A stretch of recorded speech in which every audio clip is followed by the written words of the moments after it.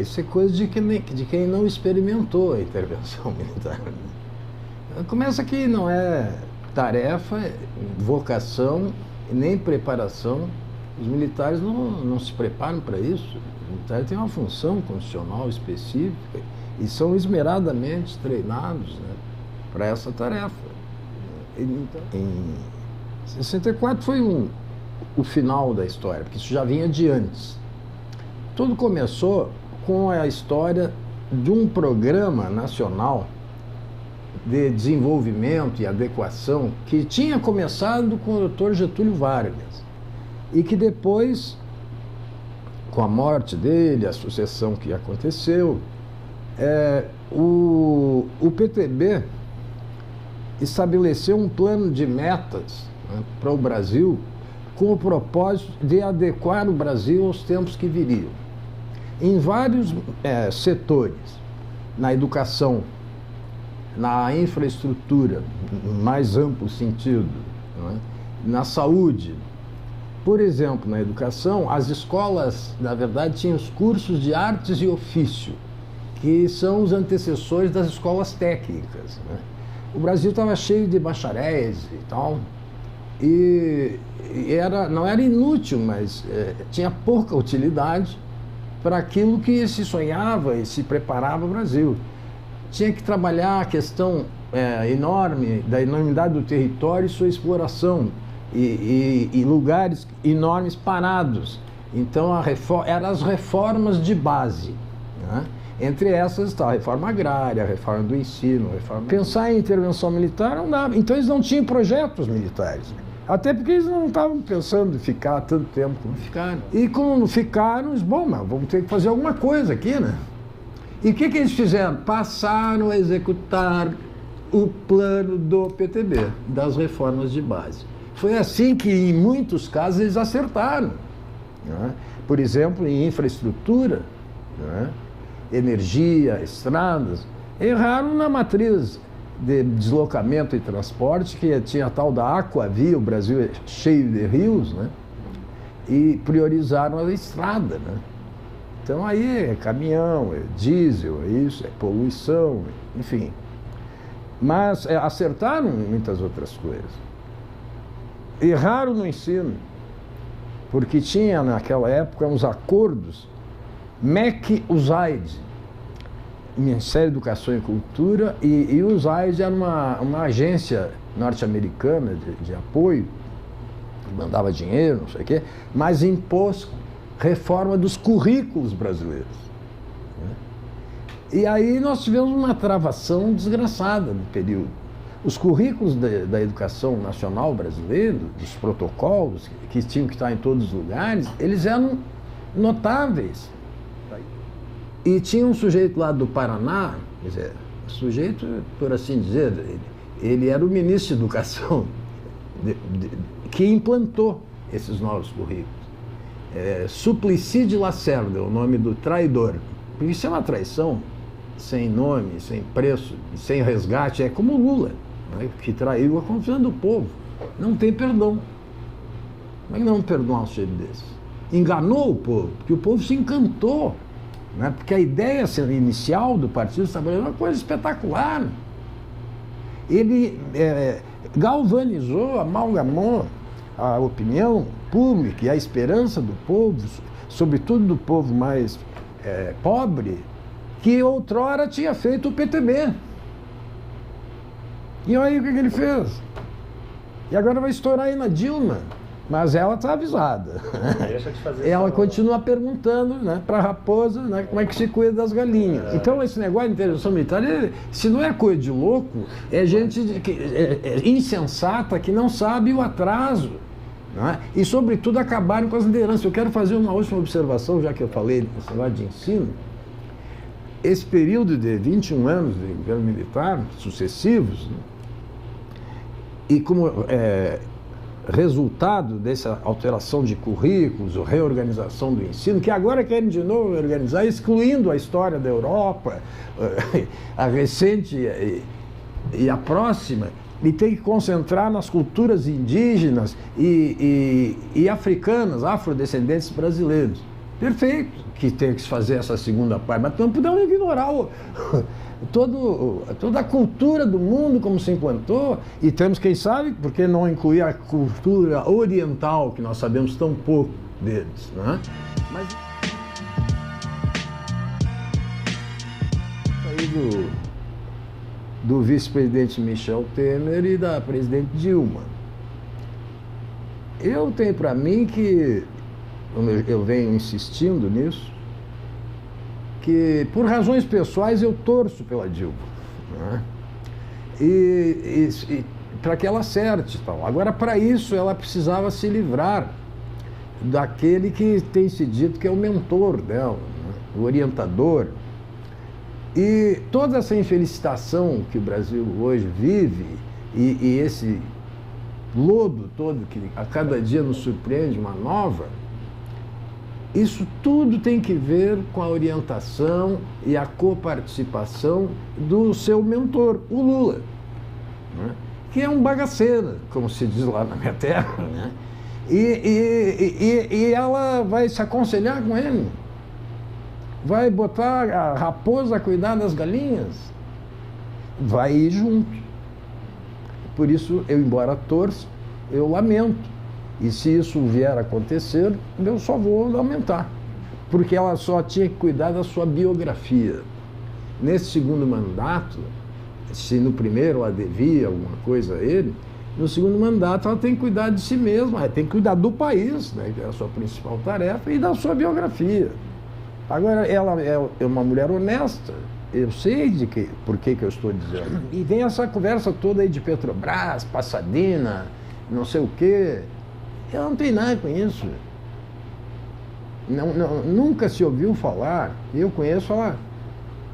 Ela era uma menina de menos de 20 anos, guerrilheira. E ela é a mesma mulher. Ah, mas ela é mandona, autoritária, não sei, tudo isso é verdade, né? Mas ela não é desonesta. Ah, bom, mas mentira é desonestidade? É. E ela mentiu na campanha? Sim. Mas então ela é uma desonesta. Nesse sentido, pode-se dizer que sim. Mas nós não estamos falando disso. Nós estamos falando da roubalheira que se estabeleceu no Brasil. Hoje...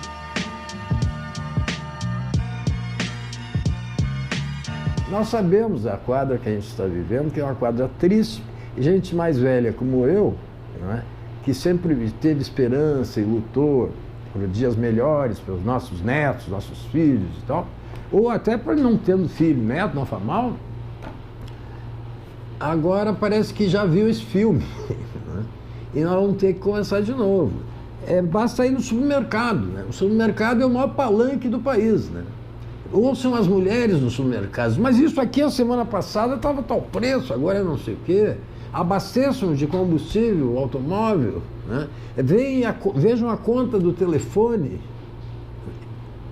eletricidade, e tudo por erros.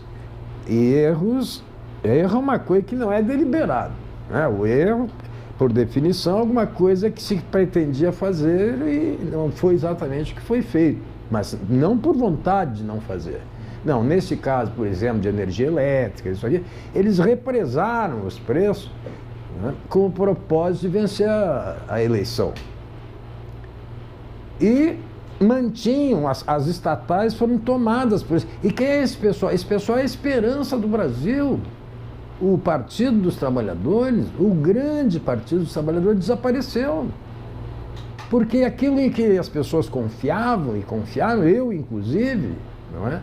Ajudei muito o Lula, né? Participei de comícios com ele, pedindo votos e tal. É claro que não foi por isso que ele virou presidente, mas eu desde o início, eu lavrei a ata de fundação do Partido dos Trabalhadores. Então eu conheço esse povo todo.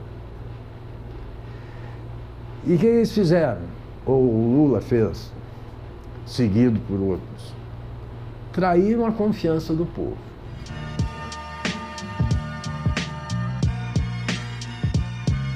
Quando o doutor João Goulart, do PTB, acabou... Primeiro, ele tinha sido vice-presidente de um presidente empreendedor e que insistiu e construiu Brasília, aqui, o doutor Juscelino Kubitschek. Ele era o vice-presidente dele. Quando a eleição, a renúncia do doutor Jânio Quadros, que era o presidente, o vice-presidente era de novo o João Goulart, o Jango. Porque as votações eram separadas, não havia coligação partidária na acepção que se tem hoje, né? E com a história dele, do Jânio ter renunciado, isso foi em 61, né? Houve uma tentativa de golpe, que eram civis que insuflavam os militares e que gente que se antevia prejudicada, porque naquela época a industrialização era precária. E o Brasil, então, e infelizmente até hoje, vivia de exportação de commodities, né? Minério de ferro, não sei o quê. Bom, essa era uma reforma de profundidade, que tinha lugares, tempos e momentos de execução. Quando o Jânio, que governou poucos meses, renunciou, e tentando ganhar mais autoridade, era um golpe também, né? Ele esperava voltar nos braços do povo e não deu. Aí não queriam deixar o Jango assumir, que era o vice-presidente. E o Jango era o arauto principal dessas reformas de base, que era do programa do PTB. Então, ele não estava no Brasil, ele estava na China, em missão comercial, abrindo mercados e tal com o Brasil, quando se deu a renúncia. E aí não queriam deixar ele assumir. Tanto que ele voltou pelo Uruguai. E foi assim que se deu aquele movimento chamado de legalidade, liderado pelo governador do Rio Grande do Sul, cunhado dele, por sinal, o Leonel Brizola. O doutor Brizola disse, não, a ordem constitucional é essa, daí o nome legalidade, vamos seguir a legalidade. E ele convocou o Rio Grande e houve 2 estados em que isso foi forte liderado na ocasião pelo Rio Grande do Sul e pelo doutor Brizola. O outro estado foi Goiás. Bom, o Jango então assumiu, isso é meados, agosto e setembro de 61, e sempre tentando implantar as tais reformas de base, que começaram a esboçar, a se preparar, e sempre com a pressão interna e externa. Aquele pessoal que realmente tinha controle das finanças brasileiras e da riqueza, as oligarquias do campo e da cidade, eles passaram a insuflar os militares, que já vinham há mais tempo sendo insuflados, mas eles, na verdade, usaram os militares, né, para um projeto que, seja qual fosse qual fosse, interessava a eles, o que não interessava era o outro. O que era uma bobagem, uma burrice, porque eles não seriam excluídos de nada, iam melhorar, otimizar as propriedades, as coisas que eles tinham. Enfim, isso foi, como eu disse, em 64. Né? É aí que entraram os militares. O que se dizia é que no Brasil ia se introduzir uma república sindicalista, né, controlada segundo a ideologia comunista. E não era nada disso. Eles não queriam era implantar as reformas de base do PTB. E passaram a confundir e dizer, tanto é que a maioria dos presos, os parlamentares caçados, fecharam congressos, fizeram horrores, eram do PTB. A minha mãe, que era do PTB, né, era uma líder das mulheres do PTB em Pelotas, no Rio Grande do Sul. E iam presos parlamentares do PTB, num quartel do Exército, que tinha lá, era o 9º Regimento de Infantaria. E revoltada, diziam os comunistas, estão presos e tal. Ela é inconformada, não são comunistas, não, os caras são do PTB. E os comunistas eram 3, 4, né? Mas o grosso era o pessoal do PTB. Então ela juntava lá, reunia as mulheres que ela liderava, trepava num caixote, na frente do quartel e fazia um comício. Gorilas, que é como chamavam os militares, e não sei o que, e xingava todo mundo. Eu era oficial do Exército.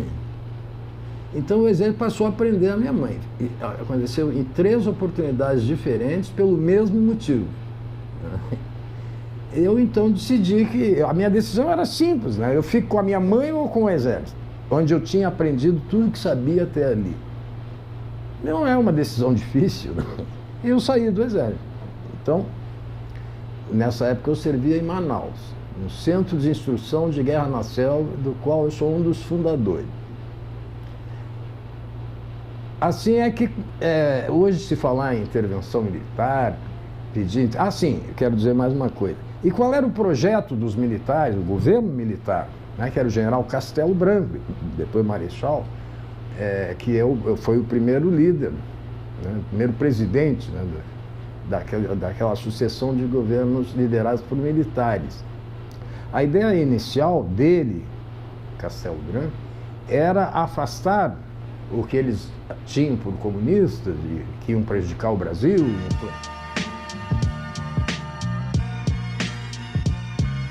Pois bem, o resultado dessa coisa foi a não formação de lideranças. Esse foi o estrago da coisa. E estava preocupadíssimo o governo militar, na época de repressão dura, de como controlar uma entidade chamada movimento estudantil.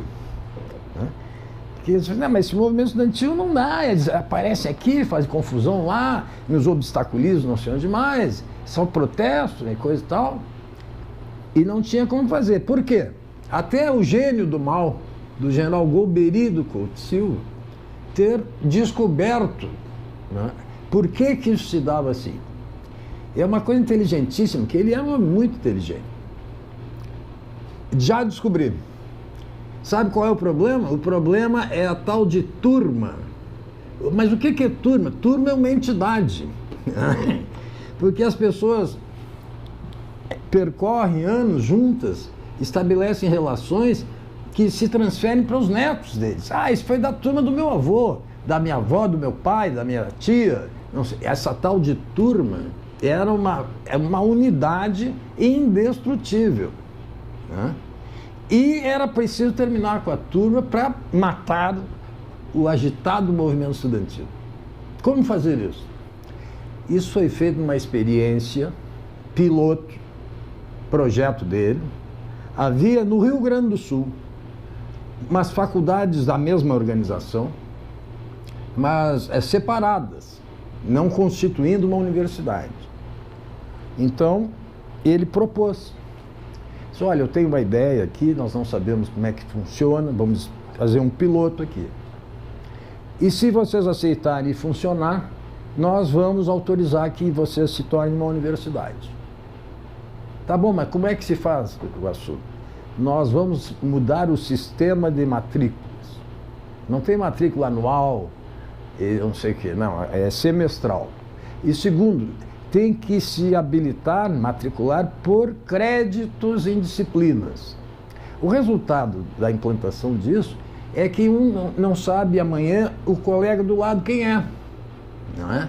E com isso desfez a turma, e desfez a convivência, a resistência, e tudo que pudesse também ter de ruim e não tinha, né? E cujo efeito final é a história dos líderes, né? Que se formavam assim, na vida estudantil, na vida partidária, na vida profissional.